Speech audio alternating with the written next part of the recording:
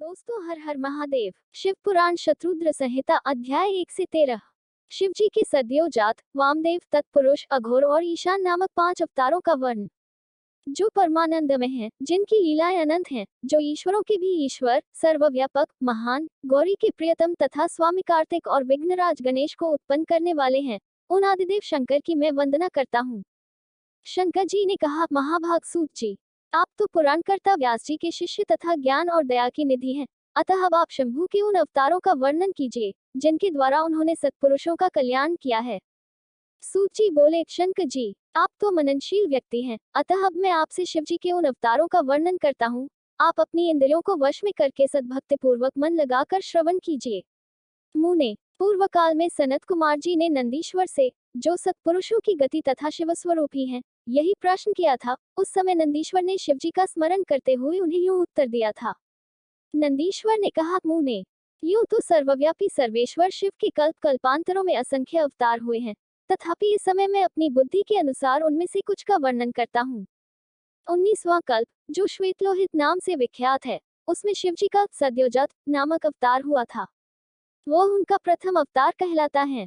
उस कल्प में जब ब्रह्मा परब्रह्म का ध्यान कर रहे थे, उसी समय एक श्वेत और लोहित वर्ण वाला शिखाधारी कुमार उत्पन्न हुआ। उसे देखकर ब्रह्मा ने मन ही मन विचार किया। जब उन्हें यह ज्ञात हो गया कि यह पुरुष ब्रह्मरूपी परमेश्वर है, तब उन्होंने अंजलि बांधकर उसकी वंदना की। फिर जब भुवनेश्वर ब्रह्मा को पता लग गया कि यह सद्योजात कुमार शिव ही हैं, तब उन्हें महान हर्ष हुआ। वे अपनी सद्बुद्धि से बारंबार उस परब्रह्म का चिंतन करने लगे। ब्रह्मा जी ध्यान कर ही रहे थे कि वहां श्वेत वर्ण वाले 4 यशस्वी कुमार प्रकट हुए। वे परमोत्कृष्ट ज्ञान संपन्न तथा परब्रह्म के स्वरूप थे। उनके नाम थे सुनंद, नंदन, विश्वनंद और उपनंदन। ये सब के सब महात्मा थे और ब्रह्मा जी के शिष्य हुए। इनसे वह ब्रह्मलोक व्याप्त हो गया। तदनंतर सद्योजात रूप से प्रकट हुए परमेश्वर शिव ने परम प्रसन्न होकर ब्रह्मा को ज्ञान तथा सृष्टि रचना की शक्ति प्रदान की। यह सद्योजात नामक पहला अवतार हुआ। तदनंतर रक्त नाम से प्रसिद्ध 20वां कल्प आया। उस कल्प में ब्रह्मा जी ने रक्तवर्ण का शरीर धारण किया था। जिस समय ब्रह्मा जी पुत्र की कामना से ध्यान कर रहे थे, उसी समय उनसे एक पुत्र प्रकट हुआ। उसके शरीर पर लाल रंग की माला और लाल ही वस्त्र शोभा पा रहे थे। उसके नेत्र भी लाल थे और वह आभूषण भी लाल रंग का ही धारण किए हुए था। उस महान आत्मबल से संपन्न कुमार को देखकर ब्रह्मा जी ध्यानस्थ हो गए। जब उन्हें ज्ञात हो गया कि ये वामदेव शिव हैं, तब उन्होंने हाथ जोड़कर उस कुमार को प्रणाम किया। तत्पश्चात उनके विरजा, विवाह, विशोक और विश्वभावन नाम के 4 पुत्र उत्पन्न हुए, जो सभी लाल वस्त्र धारण किए हुए थे। तब वामदेव रूपधारी परमेश्वर शंभु ने परम प्रसन्न होकर ब्रह्मा को ज्ञान तथा सृष्टि रचना की शक्ति प्रदान की। यह वामदेव नामक दूसरा अवतार हुआ। इसके बाद 21वां कल्प आया, जो पीतवासा नाम से कहा जाता था। उस कल्प में महाभाग ब्रह्मा पीतवस्त्रधारी हुए। जब वे पुत्र की कामना से ध्यान कर रहे थे, उस समय उनसे एक महातेजस्वी कुमार उत्पन्न हुआ।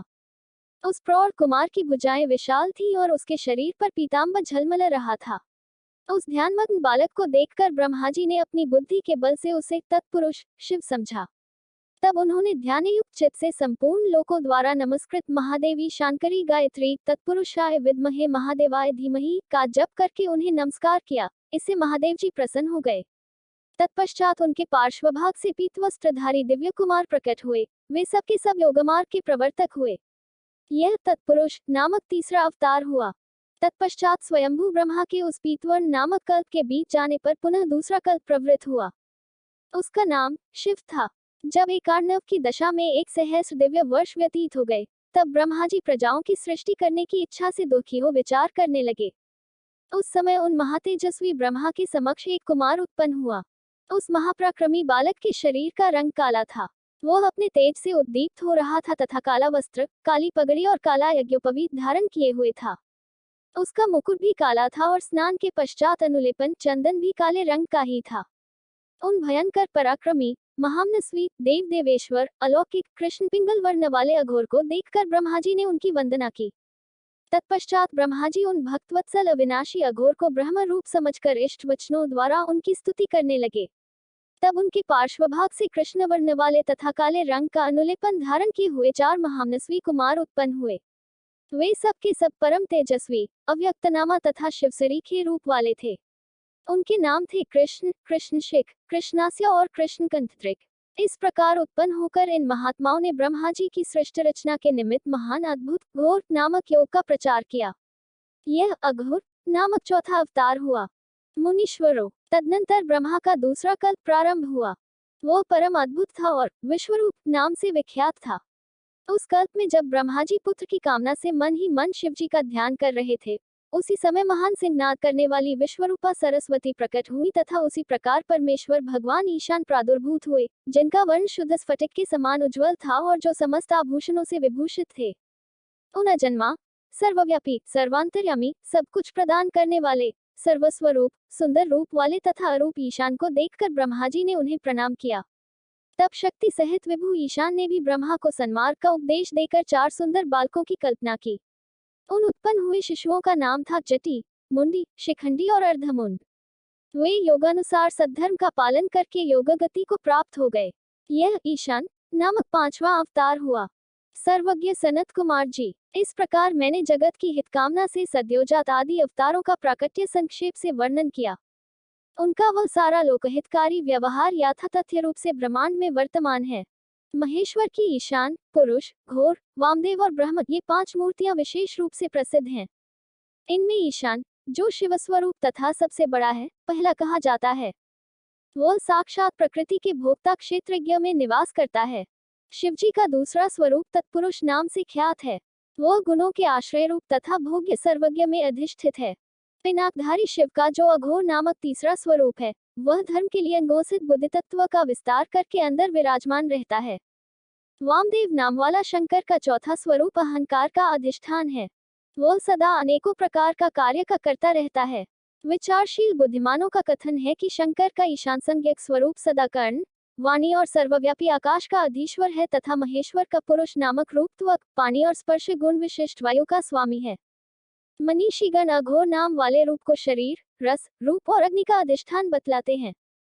शंकर जी का वामदेव संज्ञक स्वरूप रसना, वायु, रस और जल का स्वामी कहा जाता है। प्राण, उपस्थ, गंध और पृथ्वी का ईश्वर शिव जी का सद्योजात नामक रूप बताया जाता है। कल्याणकामी मनुष्यों को शंकर जी के इन स्वरूपों की सदा प्रयत्न पूर्वक वंदना करनी चाहिए, क्योंकि ये श्रेय प्राप्ति में एकमात्र हेतु हैं। जो मनुष्य इन सद्योजात आदि अवतारों के प्राकट्य को पढ़ता अथवा सुनता है, वह जगत में समस्त काम्य भोगों का उपभोग करके अंत में परम गति को प्राप्त होता है। शिव पुराण शत्रुद्र संहिता अध्याय 2-3। शिवजी की अष्टमूर्तियों का तथा अर्धनारीना रूप का सविस्तर वर्णन। नंदीश्वर जी कहते हैं, ऐश्वर्यशाली मुने, अब तुम महेश्वर के उन श्रेष्ठ अवतारों का वर्णन श्रवण करो, जो लोक में सबके संपूर्ण कार्यों को पूर्ण करने वाले अतएव सुखदाता हैं। तात, यह जगत उन परमेश्वर शंभु की 8 मूर्तियों का स्वरूप ही है। जैसे सूत में मणियां पिरोई रहती हैं, उसी तरह यह विश्व उन अष्टमूर्तियों में व्याप्त होकर स्थित है। वे प्रसिद्ध 8 मूर्तियां ये हैं: शर्व, भव, रुद्र, उग्र, भीम, पशुपति, ईशान और महादेव। शिवजी के इन शर्व आदि अष्टमूर्तियों द्वारा पृथ्वी, जल, अग्नि, वायु, आकाश, क्षेत्रज्ञ, सूर्य और चंद्रमा अधिष्ठित हैं। शास्त्र का ऐसा निश्चय है कि कल्याणकर्ता महेश्वर का विश्वम्भरात्मक रूप ही चराचर विश्व को धारण किए हुए है। परमात्मा शिव का सलिलात्मक रूप, जो समस्त जगत को जीवन प्रदान करने वाला है, भव नाम से कहा जाता है। जो जगत के बाहर भीतर वर्तमान है और स्वयं ही विश्व का भरण पोषण करता तथा स्पंदित होता है, उग्र रूपधारी प्रभु के उस रूप को सत्पुरुष उग्र कहते हैं। महादेव का जो सबको अवकाश देने वाला सर्वव्यापी आकाशात्मक रूप है, उसे भीम कहते हैं। वह भूतवृंद का भेदक है। जो रूप समस्त आत्माओं का अधिष्ठान, संपूर्ण क्षेत्रों में निवास करने वाला और जीवों के भवपाश का छेदक है, उसे पशुपति का रूप समझना चाहिए। महेश्वर का संपूर्ण जगत को प्रकाशित करने वाला जो सूर्य नामक रूप है, उसे ईशान कहते हैं। वह द्युलोक में भ्रमण करता है। अमृतमय रश्मियों वाला जो चंद्रमा संपूर्ण विश्व को आह्लादित करता है, शिव का वह रूप महादेव नाम से पुकारा जाता है। आत्मा, परमात्मा शिव का 8वां रूप है। यह मूर्ति अन्य मूर्तियों की व्यापिका है, इसलिए सारा विश्व शिव में है। जिस प्रकार वृक्ष के मूल को सींचने से उसकी शाखाएं पुष्पित हो जाती हैं, उसी तरह शिव का पूजन करने से शिवस्वरूप विश्व परिपुष्ट होता है। जैसे इस लोक में पुत्र पौत्र आदि को प्रसन्न देखकर पिता हर्षित होता है, उसी तरह विश्व को भली भांति हर्षित देखकर शंकर को आनंद मिलता है। इसलिए यदि कोई किसी भी देहधारी को कष्ट देता है तो निस्संदेह मानो उसने अष्टमूर्ति शिव का ही अनिष्ट किया है। सनत कुमार जी, इस प्रकार भगवान शिव अपनी अष्टमूर्तियों द्वारा समस्त विश्व को अधिष्ठित करके विराजमान हैं, अतः तुम पूर्ण भक्तिभाव से उन परम कारण रुद्र का भजन करो। प्रिय सनत कुमार जी, अब तुम शिव जी के अनुपम अर्धनारीना रूप का वर्णन सुनो। महाप्रज्ञ, वह रूप ब्रह्मा की कामनाओं को पूर्ण करने वाला है। सृष्टि के आदि में जब सृष्टिकर्ता ब्रह्मा द्वारा रची हुई सारी प्रजाएं विस्तार को नहीं प्राप्त हुई, तब ब्रह्मा उस दैख से दुखी हो चिंताकुल हो गए। उसी समय यूं आकाशवाणी हुई, ब्रह्मन, अब मैथुनी सृष्टि की रचना करो। उस व्योमवाणी को सुनकर ब्रह्मा ने मैथुनी सृष्टि उत्पन्न करने का विचार किया, परंतु इससे पहले नारियों का कुल ईशान से प्रकट ही नहीं हुआ था, इसलिए पद्मयोनि ब्रह्मा मैथुनी सृष्टि रचने में समर्थ न हो सके। तब वे यूं विचार कर कि शंभू की कृपा के बिना मैथुनी प्रजा उत्पन्न नहीं हो सकती, तब करने को उद्यत हुए। उस समय ब्रह्मा पराशक्ति शिवा सहित परमेश्वर शिव का प्रेम पूर्वक हृदय में ध्यान करके घोर तप करने लगे। तदनंतर तपोनुष्ठान में लगे हुए ब्रह्मा के उस तीव्र तप से थोड़े ही समय में शिवजी प्रसन्न हो गए। तब वे कष्टहारी शंकर पूर्ण सच्चिदानंद की कामदा मूर्ति में प्रविष्ट होकर अर्धनारीण के रूप से ब्रह्मा के निकट प्रकट हो गए। उन देवाधिदेव शंकर को पराशक्ति शिवा के साथ आया हुआ देख ब्रह्मा ने दंड की भांति भूमि पर लेटकर उन्हें प्रणाम किया और फिर वे हाथ जोड़कर स्तुति करने लगे। तब विश्वकर्ता देवाधिदेव महादेव महेश्वर परम प्रसन्न होकर ब्रह्मा से मेघ की सी गंभीर वाणी में बोले। ईश्वर ने कहा, महाभागवत्स, मेरे प्यारे पुत्र पितामह, मुझे तुम्हारा सारा मनोरथ पूर्णतया ज्ञात हो गया है। तुमने जो इस समय प्रजाओं की वृद्धि के लिए घोर तप किया है, तुम्हारे उस तप से मैं प्रसन्न हो गया हूँ और तुम्हें तुम्हारा अभीष्ट प्रदान करूंगा। यूं स्वभाव से ही मधुर तथा परम उदार वचन कहकर शिवजी ने अपने शरीर के अर्धभाग से शिवादेवी को पृथक कर दिया। तब शिव से पृथक होकर प्रकट हुई उन परमा शक्ति को देखकर ब्रह्मा विनम्र भाव से प्रणाम करके उनसे प्रार्थना करने लगे। ब्रह्मा ने कहा, शिवे, सृष्टि के प्रारंभ में तुम्हारे पति देवाधिदेव परमात्मा शंभु ने मेरी सृष्टि की थी और मेरे द्वारा सारी प्रजाओं की रचना की थी। शिवे, तब मैंने देवता आदि समस्त प्रजाओं की मानसिक सृष्टि की, परंतु बारंबार रचना करने पर भी उनकी वृद्धि नहीं हो रही है। अतः अब मैं स्त्री पुरुष के समागम से उत्पन्न होने वाली सृष्टि का निर्माण करके अपनी सारी प्रजाओं की वृद्धि करना चाहता हूँ, किंतु अभी तक तुमसे अक्षय नारीकुल का प्राकट्य नहीं हुआ है। इस कारण नारीकुल की सृष्टि करना मेरी शक्ति के बाहर है। चूंकि सारी शक्तियों का उद्गम स्थान तुम ही हो, इसलिए मैं तुम अखिलेश्वरी परमा शक्ति से प्रार्थना करता हूँ। शिवे, मैं तुम्हें नमस्कार करता हूँ, तुम मुझे नारीकुल की सृष्टि करने के लिए शक्ति प्रदान करो, क्योंकि शिव प्रिय, इसी को तुम चराचर जगत की उत्पत्ति का कारण समझो। वरदेश्वरी, मैं तुमसे एक और वर की याचना करता हूँ, जगन्माता, कृपा करके उसे भी मुझे दीजिए। मैं तुम्हारे चरणों में नमस्कार करता हूँ। वह वर यह है, सर्वव्यापिनी जगत जननी, तुम चराचर जगत की वृद्धि के लिए अपने एक सर्वसमर्थ रूप से मेरे पुत्र दक्ष की पुत्री हो जाओ। ब्रह्मा द्वारा यो याचना किए जाने पर परमेश्वरी देवी शिवा ने तथास्तु ऐसा ही होगा कहकर वह शक्ति ब्रह्मा को प्रदान कर दी। सुतरा जगन्मयी शिव शक्ति शिवा देवी ने अपनी भौहों के मध्य भाग से अपने ही समान प्रभाव वाली एक शक्ति की रचना की। उस शक्ति को देखकर देवश्रेष्ठ भगवान शंकर, जो लीलाकारी, कष्टहारी और कृपा के सागर हैं, हंसते हुए जगदम्बिका से बोले। शिवजी ने कहा, देवी, परमेष्ठी ब्रह्मा ने तपस्या द्वारा तुम्हारी आराधना की है, अतः अब तुम उन पर प्रसन्न हो जाओ और उनका सारा मनोरथ पूर्ण करो। तब शिवादेवी ने परमेश्वर शिव की उस आज्ञा को सिर झुकाकर ग्रहण किया और ब्रह्मा के कथनानुसार दक्ष की पुत्री होना स्वीकार कर लिया। मुने, इस प्रकार शिवादेवी ब्रह्मा को अनुपम शक्ति प्रदान करके शंभू के शरीर में प्रविष्ट हो गईं। शंकर भी तुरंत ही अंतर्धान हो गए। तभी से इस लोक में स्त्री भाग की कल्पना हुई और मैथुनी सृष्टि चल पड़ी। इससे ब्रह्मा को महान आनंद प्राप्त हुआ। तात, इस प्रकार मैंने तुमसे शिवजी के महान अनुपम अर्धनारी निरार्धरूप का वर्णन कर दिया। यह सत्पुरुषों के लिए मंगलदायक है। शिव पुराण शत्रुद्र संहिता अध्याय 4। वाराह कल्प में होने वाले शिवजी के प्रथम अवतार से लेकर नवम ऋषभ अवतार तक का वर्णन। नंदीश्वर जी कहते हैं, सर्वज्ञ सनत कुमार जी, एक बार रुद्र ने हर्षित होकर ब्रह्मा जी से शंकर के चरित्र का प्रेम पूर्वक वर्णन किया था। वह चरित्र सदा परम सुखदायक है, उसे तुम श्रवण करो। शिवजी ने कहा था, ब्राह्मण, वाराह कल्प के 7वें मनवंतर में संपूर्ण लोकों को प्रकाशित करने वाले भगवान कल्पेश्वर, जो तुम्हारे प्रपौत्र हैं, वे वसवत मनु के पुत्र होंगे। तब उस मनवंतर की चतुर्युगियों के किसी द्वापर युग में मैं लोगों पर अनुग्रह करने तथा ब्राह्मणों का हित करने के लिए प्रकट होऊंगा। युग प्रवृत्ति के अनुसार उस प्रथम चतुर्युगी के प्रथम द्वापर युग में जब प्रभु स्वयं ही व्यास होंगे, तब मैं उस कलयुग के अंत में ब्राह्मणों के हितार्थ शिवा सहित श्वेत नामक महामुनि होकर प्रकट होऊंगा। उस समय हिमालय के रमणीय शिखर छागल नामक पर्वत श्रेष्ठ पर मेरे शिखाधारी 4 शिष्य उत्पन्न होंगे। उनके नाम होंगे श्वेत, श्वेतशिख, श्वेताश्व और श्वेतलोहित। वे चारों ध्यानयोग के आश्रय से मेरे नगर में जाएंगे। वहां वे मुझ अविनाशी को तत्वतः जानकर मेरे भक्त हो जाएंगे तथा जन्म, जरा और मृत्यु से रहित होकर परब्रह्म की समाधि में लीन रहेंगे। वत्स पितामह, उस समय मनुष्य ध्यान के अतिरिक्त दान, धर्म आदि कर्म हेतुक साधनों द्वारा मेरा दर्शन नहीं पा सकेंगे। दूसरे द्वापर में प्रजापति सत्य व्यास होंगे। उस समय मैं कलियुग में सुतार नाम से उत्पन्न होऊंगा। वहां भी मेरे दुंदुभी, शत्रु, कृषिक तथा केतुमान नामक 4 वेदवादी द्विज शिष्य होंगे। वे चारों ध्यानयोग के बल से मेरे नगर को जाएंगे और मुझ अविनाशी को तत्वतः जानकर मुक्त हो जाएंगे। तीसरे द्वापर में जब भार्गव नामक व्यास होंगे, तब मैं भी नगर के निकट ही दमन नाम से प्रकट होऊंगा। उस समय भी मेरे विशोक, विशेष, विपाया और पापनाशन नामक 4 पुत्र होंगे।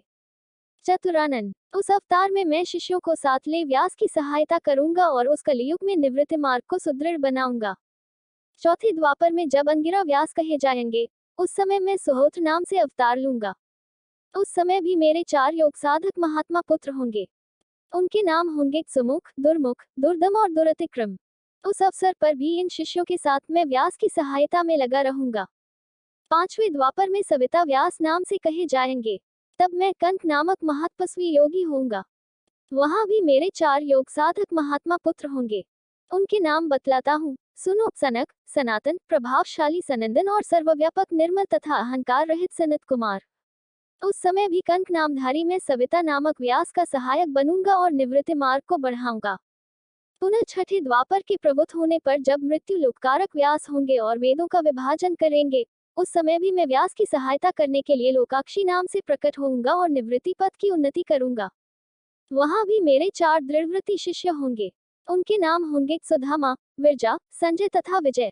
विधे, 7वें द्वापर के आरंभ में जब शतक्रतु नामक व्यास होंगे, उस समय भी मैं योगमार्ग में परम निपुण जैगीश्वर नाम से प्रकट होऊंगा और काशीपुरी में गुफा के अंदर दिव्य देश में कुशासन पर बैठकर योग को सुदृढ़ बनाऊंगा तथा शतक्रतु नामक व्यास की सहायता और संसार भय से भक्तों का उद्धार करूंगा।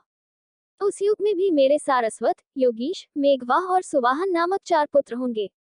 8वें द्वापर के आने पर मुनिव वशिष्ठ वेदों का विभाजन करने वाले वेद व्यास होंगे। योगवितम, उस युग में भी मैं दधिवाहन नाम से अवतार लूंगा और व्यास की सहायता करूंगा। उस समय कपिल, आसुरी, पंचशिख और शाल्वल नाम वाले मेरे 4 योगी पुत्र उत्पन्न होंगे, जो मेरे ही समान होंगे। नवी चतुर्युगी के द्वापर युग में मुनि श्रेष्ठ सारस्वत व्यास नाम से प्रसिद्ध होंगे। उन व्यास के निवृत्ति मार्ग की वृद्धि के लिए ध्यान करने पर मैं ऋषभ नाम से अवतार लूंगा। उस समय पराशर, गर्ग, भार्गव तथा गिरीश नाम के 4 महायोगी मेरे शिष्य होंगे। प्रजापते, उनके सहयोग से मैं योग मार्ग को सुदृढ़ बनाऊंगा। सन्मुने, इस प्रकार मैं व्यास का सहायक बनूंगा। उसी रूप से मैं बहुत से दुखी भक्तों पर दया करके उनका भवसागर से उद्धार करूंगा। मेरा वह ऋषभ नामक अवतार योग मार्ग का प्रवर्तक, सारस्वत व्यास के मन को संतोष देने वाला और नाना प्रकार से रक्षा करने वाला होगा। उस अवतार में मैं भद्रायु नामक राजकुमार को, जो विषदोष से मर जाने के कारण पिता द्वारा त्याग दिया जाएगा, जीवन प्रदान करूंगा। तदनंतर उस राजपुत्र की आयु के 16वें वर्ष में ऋषभ ऋषि, जो मेरे ही अंश हैं, उसके घर पधारेंगे। प्रजापते, उस राजकुमार द्वारा पूजित होने पर वे सद्रूपधारी कृपालु मुनि उसे राजधर्म का उपदेश करेंगे। तत्पश्चात वे दीनवत्सल मुनि हर्षित चित्त से उसे दिव्य कवच, शंख और संपूर्ण शत्रुओं का विनाश करने वाला एक चमकीला खड्ग प्रदान करेंगे। फिर कृपापूर्वक उसके शरीर पर भस्म लगाकर उसे 12,000 हाथियों का बल भी देंगे। यो माता सहित भद्रायु को भले भांति आश्वासन देकर तथा उन दोनों द्वारा पूजित हो प्रभावशाली ऋषभ मुनि स्वेच्छानुसार चले जाएंगे। तब राजर्षि भद्रायु भी रिपुगणों को जीतकर और कीर्तिमालिनी के साथ विवाह करके धर्मपूर्वक राज्य करेगा। मुने, मुझ शंकर का वह ऋषभ नामक नवा अवतार ऐसा प्रभाव वाला होगा, वह सत्पुरुषों की गति तथा दीनों के लिए बंधु सा हितकारी होगा। मैंने उसका वर्णन तुम्हें सुना दिया। यह ऋषभ चरित्र परम पावन, महान तथा स्वर्ग, यश और आयु को देने वाला है, अतः इसे प्रयत्नपूर्वक सुनाना चाहिए। शिव पुराण शत्रुद्र संहिता अध्याय 5। शिवजी द्वारा 10वें से लेकर 28वें योगेश्वर अवतारों का वर्णन। शिवजी कहते हैं, ब्रह्मन 10वें द्वापर में त्रिधामा नाम के मुनि व्यास होंगे। वे हिमालय के रमणीय शिखर पर्वतोत्तम भृगुतुंड पर निवास करेंगे। वहां भी मेरे श्रुतिविदित 4 पुत्र होंगे। उनके नाम होंगे भरिंग, बलबंधु, नरामित्र और तपोधन के तुश्रिंग। 11वें द्वापर में जब त्रिवृत नामक व्यास होंगे, तब मैं कलयुग में गंगाद्वार में तप नाम से प्रकट होऊंगा। वहां भी मेरे लंबोदर, लंबाक्ष, केशलंब और प्रलंबक नामक 4 दृढ़व्रती पुत्र होंगे। 12वीं चतुर्युगी के द्वापर युग में शत्तेजा नाम के वेद व्यास होंगे। उस समय मैं द्वापर के समाप्त होने पर कलियुग में हेमकंचुक में जाकर अत्रि नाम से अवतार लूंगा और व्यास की सहायता के लिए निवृत्ति मार्ग को प्रतिष्ठित करूंगा। महामुने, वहां भी मेरे सर्वज्ञ, संबुद्धि, साध्य और शर्व नामक 4 उत्तम योगी पुत्र होंगे। 13वें द्वापर युग में जब धर्म स्वरूप नारायण व्यास होंगे, तब मैं पर्वतश्रेष्ठ गंधमादन पर वालखिल्याश्रम में महामुनि बलि नाम से उत्पन्न होऊंगा। वहां भी मेरे सुधामा, काश्यप, वशिष्ठ और विरजा नामक 4 सुंदर पुत्र होंगे। 14वीं चतुर्युगी के द्वापर युग में जब रक्ष नामक व्यास होंगे, उस समय मैं अंगिरा के वंश में गौतम नाम से उत्पन्न होऊंगा। उस कलियुग में भी अत्रि, वशद, श्रवण और श्नविष्कित मेरे पुत्र होंगे। 15वें द्वापर में जब त्रयारुणी व्यास होंगे, उस समय मैं हिमालय के पृष्ठभाग में स्थित वेदशीर्ष नामक पर्वत पर सरस्वती के उत्तर तट का आश्रय ले वेदशिरा नाम से अवतार ग्रहण करूंगा। उस समय महापराक्रमी वेदशिर ही मेरा अस्त्र होगा।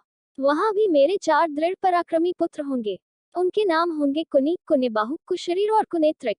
16वें द्वापर युग में जब व्यास का नाम देव होगा, तब मैं योग प्रदान करने के लिए परम पुण्य में गोकर्ण वन में गोकर्ण नाम से प्रकट होऊंगा। वहां भी मेरे काश्यप, उष्णा, च्यवन और बृहस्पति नामक 4 पुत्र होंगे। वे जल के समान निर्मल और योगी होंगे तथा उसी मार्ग के आश्रय से शिवलोक को प्राप्त हो जाएंगे।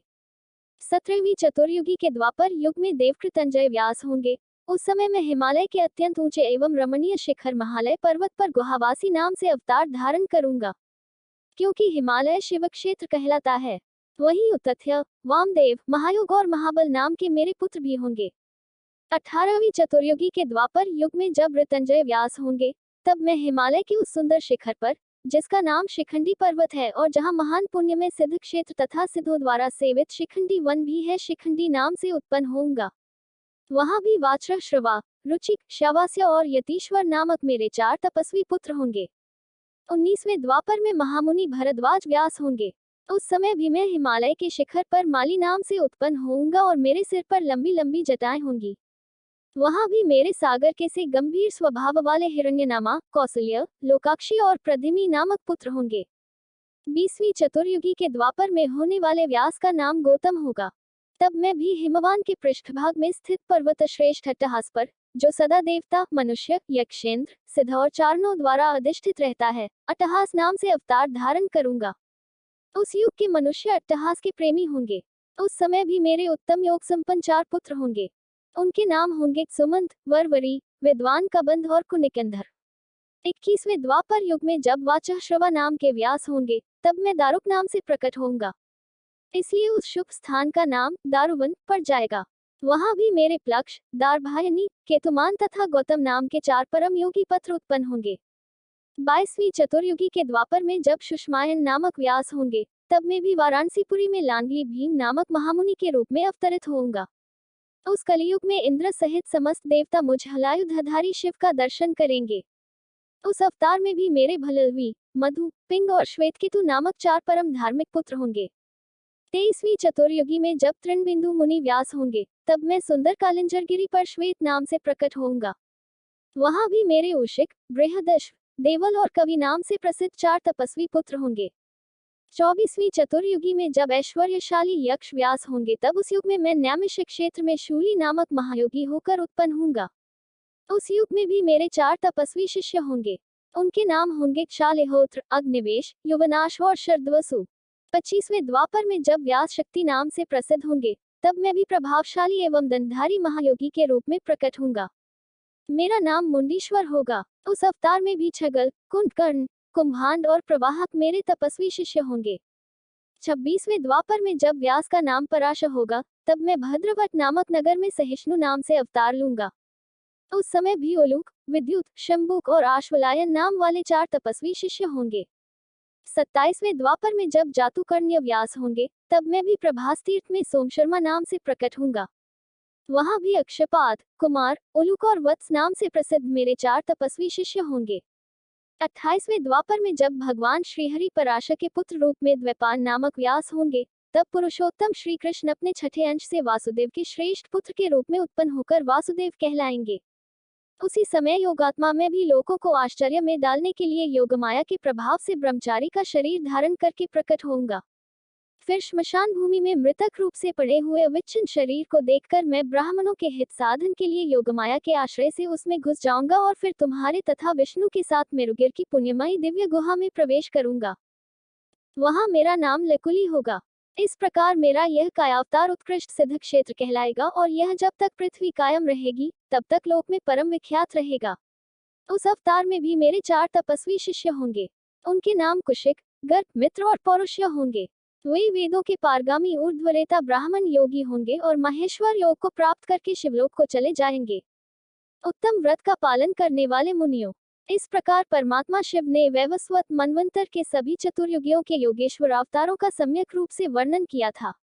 विभो 28 व्यास क्रमशः एक एक करके प्रत्येक द्वापर में होंगे और योगेश्वर अवतार प्रत्येक कलियुग के प्रारंभ में। प्रत्येक योगेश्वर अवतार के साथ उनके 4 अविनाशी शिष्य भी होंगे, जो महान शिव भक्त और योगमार्ग की वृद्धि करने वाले होंगे। इन पशुपति के शिष्यों के शरीरों पर भस्म रमी रहेगी, ललाट त्रिपुंड से सुशोभित रहेगा और रुद्राक्ष की माला ही इनका आभूषण होगा। ये सभी शिष्य धर्मपरायण, वेद वेदांत के पारगामी विद्वान और सदा बाहर भीतर से लिंगार्चन में तत्पर रहने वाले होंगे। ये शिवजी में भक्ति रखकर योग पूर्वक ध्यान में निष्ठा रखने वाले और जितेंद्रिय होंगे। विद्वानों ने इनकी संख्या 112 बतलाई है। इस प्रकार मैंने 28 युगों के क्रम से मनु से लेकर कृष्णावतार पर्यंत सभी अवतारों के लक्षणों का वर्णन कर लिया।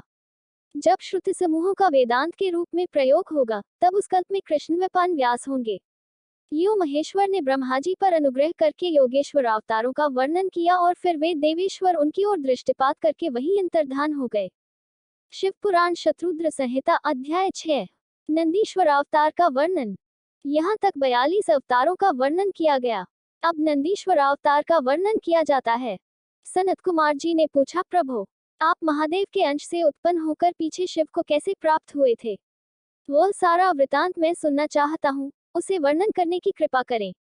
नंदीश्वर बोले, सर्वज्ञ सनत कुमार जी, मैं जिस प्रकार महादेव के अंश से जन्म लेकर शिव को प्राप्त हुआ, उस प्रसंग का वर्णन करता हूँ, तुम सावधानी पूर्वक श्रवण करो।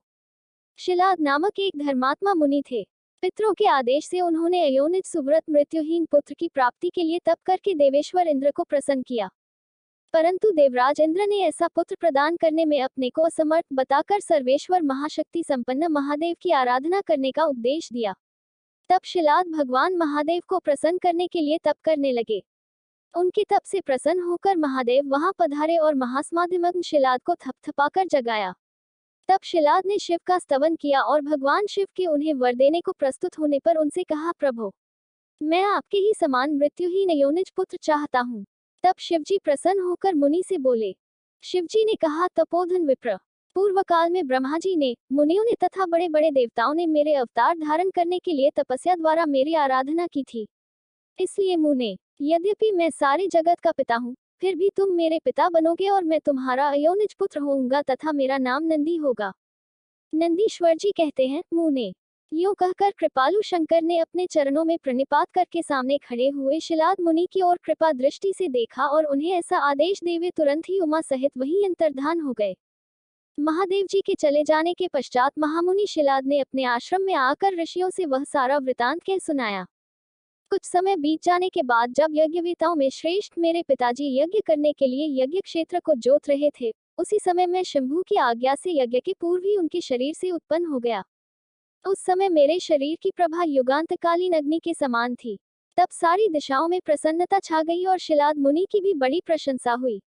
उधर शिलाद ने भी जब मुझ बालक को प्रलयकालीन सूर्य और अग्नि के सदृश प्रभाशाली, त्रिनेत्र, चतुर्भुज, प्रकाशमान, जटा मुकुटधारी, त्रिशूल आदि आयुधों से युक्त सर्वथा रुद्र रूप में देखा, तब वे महान आनंद में निमग्न हो गए और मुझ प्रणम्य को नमस्कार करते हुए कहने लगे। शिलाद बोले, सुरेश्वर, चूंकि तुमने नंदी नाम से प्रकट होकर मुझे आनंदित किया है, इसलिए मैं तुम आनंदमय जगदीश्वर को नमस्कार करता हूँ। नंदीश्वर जी कहते हैं, मुने। तदनंतर जैसे निर्धन को निधि प्राप्त हो जाने से प्रसन्नता होती है, उसी प्रकार मेरी प्राप्ति से हर्षित होकर पिताजी ने महेश्वर की भली भांति वंदना की और फिर मुझे लेकर वे शीघ्र ही अपनी पर्णशाला को चल दिए। महामुने, जब मैं शिलाद की कुटिया में पहुंच गया, तब मैंने अपने उस रूप का परित्याग करके मनुष्य रूप धारण कर लिया। तदनंतर शालन कायन नंदन पुत्रवत्सल शिलाद ने मेरे जातकर्म आदि सभी संस्कार संपन्न किए। फिर 5वें वर्ष में पिताजी ने मुझे सांगोपांग संपूर्ण वेदों का तथा अन्यान्य शास्त्रों का भी अध्ययन कराया। 7वां वर्ष पूरा होने पर शिवजी की आज्ञा से मित्र और वरुण नाम के मुनि मुझे देखने के लिए पिताजी के आश्रम पर पधारे। शिलाद मुनि ने उनकी पूरी आवभगत की। जब वे दोनों महात्मा मुनीश्वर आनंद पूर्वक आसन पर विराज गए, तब मेरी ओर बारंबार निहार कर बोले। मित्र और वरुण ने कहा, तात शिलाद, यद्यपि तुम्हारा पुत्र नंदी संपूर्ण शास्त्रों के अर्थों का पारगामी विद्वान है, तथापि इसकी आयु बहुत थोड़ी है। हमने बहुत तरह से विचार करके देखा, परंतु इसकी आयु 1 वर्ष से अधिक नहीं दिखती। उन विप्रवरों के यूं कहने पर पुत्रवत्सल शिलाद नंदी को छाती से लिपटा कर दुखार्थ हो फूट फूट कर रोने लगे। तब पिता और पितामह को मृतक की भांति भूमि पर पड़ा हुआ देख नंदी शिवजी के चरण कमलों का स्मरण करके प्रसन्नता पूर्वक पूछने लगा, पिताजी, आपको कौन सा ऐसा दैख खा पड़ा है, जिसके कारण आपका शरीर कांप रहा है और आप रो रहे हैं? आपको वह दैख कहाँ से प्राप्त हुआ है? मैं इसे ठीक ठीक जानना चाहता हूँ। पिता ने कहा, बेटा, तुम्हारी अल्पायु के दैख से मैं अत्यंत दुखी हो रहा हूँ। तुम ही बताओ, मेरे इस कष्ट को कौन दूर कर सकता है? मैं उसकी शरण ग्रहण करूं। पुत्र बोला, पिताजी, मैं आपके सामने शपथ करता हूँ और यह बिल्कुल सत्य बात कह रहा हूँ कि चाहे देवता, दानव, यम, काल तथा अन्यान्य प्राणी ये सब के सब मिलकर मुझे मारना चाहें, तो भी मेरी बाल्यकाल में मृत्यु नहीं होगी, अतः आप दुखी मत हो। पिता ने पूछा, मेरे प्यारे लाल, तुमने ऐसा कौन सा तप किया है अथवा तुम्हें कौन सा ऐसा ज्ञान, योग या ऐश्वर्य प्राप्त है, जिसके बल पर तुम इस दारुण दैख को नष्ट कर दोगे? पुत्र ने कहा, तात, मैं न तो तप से मृत्यु को हटाऊंगा और न विद्या से। मैं महादेव जी के भजन से मृत्यु को जीत लूंगा, इसके अतिरिक्त अन्य कोई उपाय नहीं है। नंदीश्वर जी कहते हैं, मुने। यूं कहकर मैंने सिर झुकाकर पिताजी के चरणों में प्रणाम किया और फिर उनकी प्रदक्षिणा करके उत्तम वन की राह ली। शिव पुराण शत्रुद्र संहिता अध्याय 7। नंदीश्वर के जन्म, वर प्राप्ति, अभिषेक और विवाह का वर्णन। नंदकेश्वर कहते हैं, मुने, वन में जाकर मैंने एकांत स्थान में अपना आसन लगाया और उत्तम बुद्धि का आश्रय ले मैं उग्र तप में प्रवृत्त हुआ, जो बड़े बड़े मुनियों के लिए भी दुष्कर था। उस समय मैं नदी के पावन उत्तर तट पर सुदृढ़ रूप से ध्यान लगाकर बैठ गया और एकाग्र तथा समाहित मन से अपने हृदय कमल के मध्य भाग में 3 नेत्र, 10 भुजा तथा 5 मुख वाले शांति स्वरूप देवाधिदेव सदाशिव का ध्यान करके रुद्र मंत्र का जप करने लगा। तब उस जप में मुझे तल्लीन देखकर चंद्रार्धभूषण परमेश्वर महादेव प्रसन्न हो गए और उमा सहित वहां पधारकर प्रेम पूर्वक बोले। शिवजी ने कहा, शिलाद नंदन, तुमने बड़ा उत्तम तप किया है। तुम्हारी इस तपस्या से संतुष्ट होकर मैं तुम्हें वर देने के लिए आया हूँ।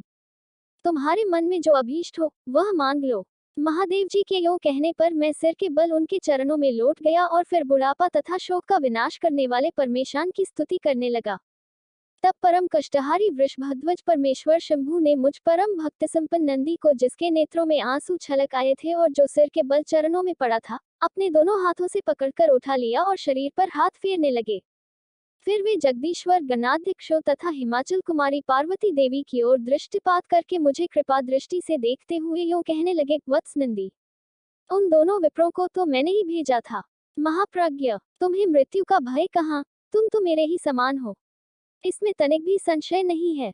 तुम अमर, अजर, दुख रहित, अव्यय और अक्षय होकर सदा गणनायक बने रहोगे तथा पिता और सुहृदवर्ग सहित मेरे प्रियजन होगे। तुम में मेरे ही समान बल होगा। तुम नित्य मेरे पार्श्व भाग में स्थित रहोगे और तुम पर निरंतर मेरा प्रेम बना रहेगा। मेरी कृपा से जन्म, जरा और मृत्यु तुम पर अपना प्रभाव नहीं डाल सकेंगे। नंदीश्वर जी कहते हैं, मुने। यूं कहकर कृपासागर शंभु ने कमलों की बनी हुई अपनी शिरोमाला को उतारकर तुरंत ही मेरे गले में डाल दिया। विप्रवर, उस शुभ माला के गले में पड़ते ही मैं 3 नेत्र और 10 भुजाओं से संपन्न हो गया तथा द्वितीय शंकर सा प्रतीत होने लगा। तदनंतर परमेश्वर शिव ने मेरा हाथ पकड़कर पूछा, बताओ, अब तुम्हें कौन सा उत्तम वर दूं? फिर उन वृषभध्वज ने अपनी जटा में स्थित हार के समान निर्मल जल को हाथ में ले, तुम नदी हो जाओ, यूं कहकर उसे छोड़ दिया। तब वह जल उत्तम ढंग से बहने वाली, स्वच्छ जल से परिपूर्ण, महान वेगशालिनी, दिव्यरूपा 5 सुंदर नदियों के रूप में परिवर्तित हो गया। उनके नाम हैं जटोटका, त्रिस्त्रुता, वृषध्वनि, स्वर्णोदका और जम्बूंदी। मुने, यह पंचन शिव के पृष्ठभाग की भांति परम शुभ है। महेश्वर के निकट इसका नाम लेने से यह परम पावन हो जाता है। जो मनुष्य पंचन पर जाकर स्नान और जप करके परमेश्वर शिव का पूजन करता है, वह शिव सायुज्य को प्राप्त होता है, इसमें संशय नहीं है। तत्पश्चात शंभु ने उमा से कहा, अव्यये, मैं नंदी का अभिषेक करके इसे गणाध्यक्ष बनाना चाहता हूँ। इस विषय में तुम्हारे क्या राय है? तब उमा बोली, देवेश, आप नंदी को गणाध्यक्ष पद प्रदान कर सकते हैं, क्योंकि परमेश्वर यह शिलादनंदन मेरे लिए पुत्र सरीखा है, इसलिए नाथ, यह मुझे बहुत ही प्यारा है। तदनंतर भक्तवत्सल भगवान शंकर ने अपने अतुल बलशाली गणों को बुलाकर उनसे कहा, शिवजी बोले, गणनायकों, तुम सब लोग मेरी एक आज्ञा का पालन करो। यह मेरा प्रिय पुत्र नंदीश्वर सभी गणनायकों का अध्यक्ष और गणों का नेता है, इसलिए तुम सब लोग मिलकर इसका मेरे गणों के अधिपति पद पर प्रेम पूर्वक अभिषेक करो। आज से यह नंदीश्वर तुम लोगों का स्वामी होगा। नंदीश्वर जी कहते हैं, मुने। शंकर जी के इस कथन पर सभी गणनायकों ने एवमस्तु कहकर उसे स्वीकार किया और वे सामग्री जुटाने में लग गए। फिर सब देवताओं और मुनियों ने मिलकर मेरा अभिषेक किया। तदनंतर मरुतों को मनोहारिणी दिव्य कन्या सुयशा से मेरा विवाह करवा दिया। उस समय मुझे बहुत सी दिव्य वस्तुएं मिली। महामुने, इस प्रकार विवाह करके मैंने अपनी उस पत्नी के साथ शंभु, शिवा, ब्रह्मा और श्रीहरि के चरणों में प्रणाम किया। तब त्रिलोकेश्वर भक्तवत्सल भगवान शिव पत्नी सहित मुझसे परम प्रेम पूर्वक बोले, ईश्वर ने कहा, सतपुत्र, यह तुम्हारी प्रिया सुयशा और तुम मेरी बात सुनो। तुम मुझे परम प्रिय हो, अतः मैं स्नेहपूर्वक तुम्हें मनोवांछित वर प्रदान करूंगा। गणेश्वर नंदीश, देवी पार्वती सहित मैं तुम पर सदा संतुष्ट हूँ, इसलिए वत्स, तुम मेरा उत्तम वचन श्रवण करो। तुम मेरे अटूट प्रेमी, विशिष्ट, परम ऐश्वर्य संपन्न, महायोगी, महान धनुर्धारी, अजेय, सबको जीतने वाले, महाबली और सदा पूज्य होगे। जहाँ मैं रहूंगा वहाँ तुम्हारी स्थिति होगी और जहाँ तुम रहोगे वहाँ मैं उपस्थित रहूंगा। यही दशा तुम्हारे पिता और पितामह की भी होगी। पुत्र, तुम्हारे ये महाबली पिता परम ऐश्वर्यशाली, मेरे भक्त और गणाध्यक्ष होंगे। वत्स, ये ही नियम तुम्हारे पितामह पर भी लागू होंगे। अंत में तुम सब लोग मुझसे वरदान प्राप्त करके मेरा सानिध्य प्राप्त करोगे। नंदीश्वर जी कहते हैं, मुने। तत्पश्चात महाभागा उमा देवी वर देने के लिए उत्सुक हो मुझ नंदी से बोली, बेटा, तू मुझसे भी वर मांग ले, मैं तेरी सारी अभीष्ट कामनाओं को पूर्ण कर दूंगी। तब देवी के उस वचन को सुनकर मैंने हाथ जोड़कर कहा, देवी, आपके चरणों में मेरी सदा उत्तम भक्ति बनी रहे। मेरी याचना सुनकर देवी ने कहा, एवमस्तु, ऐसा ही होगा। फिर शिवा नंदी की प्रियतमा पत्नी सुयशा से बोली। देवी ने कहा, वत्से, तुम भी अपना अभीष्ट वर ग्रहण करो, तुम्हारे 3 नेत्र होंगे। तुम जन्म बंधन से छूट जाओगी और पुत्र पौत्रों से संपन्न रहोगी तथा तुम्हारी मुझ में और अपने स्वामी में अटल भक्ति बनी रहेगी। नंदीश्वर जी कहते हैं, मुने। तदनंतर शिवजी की आज्ञा से परम प्रसन्न हुए ब्रह्मा, विष्णु तथा समस्त देवगणों ने भी प्रेम पूर्वक हम दोनों को वरदान दिए। तत्पश्चात परमेश्वर शिव कुटुंब सहित मुझे अपनाकर तथा उमा सहित वृक्ष पर आरूढ़ हो संबंधियों एवं बांधवों के साथ अपने निवास स्थान को चले गए। तब वहां उपस्थित विष्णु आदि समस्त देवता मेरी प्रशंसा तथा शिव शिवा की स्तुति करते हुए अपने अपने धाम को चल दिए। वत्स, इस प्रकार मैंने तुमसे अपने अवतार का वर्णन कर दिया। महामुने, यह मनुष्यों के लिए सदा आनंददायक और शिव भक्ति का वर्धक है। जो श्रद्धालु मानव भक्तिभावित चित्त से मुझ नंदी के इस जन्म, वर प्राप्ति, अभिषेक और विवाह के वृतांत को सुनेगा अथवा दूसरों को सुनाएगा तथा पढ़ेगा या दूसरे को पढ़ाएगा, वह इस लोक में संपूर्ण सुखों को भोगकर अंत में परमगति को प्राप्त होगा। शिव पुराण शत्रुद्र संहिता अध्याय 8-13। काल भैरव का महात्म्य, विश्वानर की तपस्या और शिवजी का प्रसन्न होकर उनकी पत्नी शुचिष्मति के गर्भ से उनके पुत्र रूप से प्रकट होने का उन्हें वरदान देना। तदनंतर भगवान शंकर के भैरवावतार का वर्णन करके नंदीश्वर ने कहा, महामुने, परमेश्वर शिव उत्तमोत्तम लीलाएं रचने वाले तथा सत्पुरुषों के प्रेमी हैं। उन्होंने मार्गशीर्ष मास के कृष्ण पक्ष की अष्टमी को भैरव रूप से अवतार लिया था। इसलिए जो मनुष्य मार्गशीर्ष मास की कृष्णाष्टमी को काल भैरव के सन्निकट उपवास करके रात्रि में जागरण करता है, वह समस्त पापों से मुक्त हो जाता है। जो मनुष्य अन्यत्र भी भक्तिपूर्वक जागरण सहित इस व्रत का अनुष्ठान करेगा, वह भी महापापों से मुक्त होकर सद्गति को प्राप्त हो जाएगा। प्राणियों के लाखों जन्मों में किए गए जो पाप हैं, वे सब के सब काल भैरव के दर्शन से निर्मल हो जाते हैं। जो मूर्ख काल भैरव के भक्तों का अनिष्ट करता है, वह इस जन्म में दैक भोग कर पुनः दुर्गति को प्राप्त होता है। जो लोग विश्वनाथ के तो भक्त हैं परंतु काल भैरव की भक्ति नहीं करते, उन्हें महान दैक की प्राप्ति होती है। काशी में तो इसका विशेष प्रभाव पड़ता है। जो मनुष्य वाराणसी में निवास करके काल भैरव का भजन नहीं करता, उसके पाप शुक्ल पक्ष के चंद्रमा की भांति बढ़ते रहते हैं। जो काशी में प्रत्येक भोमवार की कृष्णाष्टमी के दिन कालराज का भजन पूजन नहीं करता, उसका पुण्य कृष्ण पक्ष के चंद्रमा के समान क्षीण हो जाता है। तदनंतर नंदीश्वर ने वीरभद्र तथा शर्भावतार का वृतांत सुनाकर कहा, ब्रह्मपुत्र, भगवान शिव जिस प्रकार प्रसन्न होकर विश्वानर मुनि के घर अवतीर्ण हुए थे, शशिमौली के उस चरित को तुम प्रेम पूर्वक श्रवण करो। उस समय वे तेज की निधि अग्निरूप सर्वात्मा परम प्रभु शिव अग्निलोक के अधिपति रूप से गृहपति नाम से अवतीर्ण हुए थे। पूर्व काल की बात है, नर्मदा के रमणीय तट पर नर्मपुर नाम का एक नगर था। उसी नगर में विश्वानर नाम के एक मुनि निवास करते थे। उनका जन्म शांडिल्य गोत्र में हुआ था। वे परम पावन, पुण्यात्मा, शिव भक्त, ब्रह्मतेज की निधि और जितेंद्रिय थे। ब्रह्मचर्याश्रम में उनकी बड़ी निष्ठा थी। वे सदा ब्रह्मयज्ञ में तत्पर रहते थे। फिर उन्होंने शुचिस्मृति नाम की एक सद्गुणवती कन्या से विवाह कर लिया और वे ब्राह्मणोचित कर्म करते हुए देवता तथा पितरों को प्रिय लगने वाला जीवन बिताने लगे। इस प्रकार जब बहुत सा समय व्यतीत हो गया, तब उन ब्राह्मण की भार्या शुचिस्मृति, जो उत्तम व्रत का पालन करने वाली थी, अपने पति से बोली, प्राणनाथ, स्त्रियों के योग्य जितने आनंदप्रद भोग हैं, उन सबको मैंने आपकी कृपा से आपके साथ रहकर भोग लिया, परंतु नाथ, मेरे हृदय में एक लालसा चिरकाल से वर्तमान है और वह गृहस्थों के लिए उचित भी है। उसे आप पूर्ण करने की कृपा करें। यदि मैं वर पाने के योग्य हूँ और आप मुझे वर देना चाहते हैं तो मुझे महेश्वर सरीखा पुत्र प्रदान कीजिए। इसके अतिरिक्त मैं दूसरा वर नहीं चाहती। नंदीश्वर जी कहते हैं, मुने।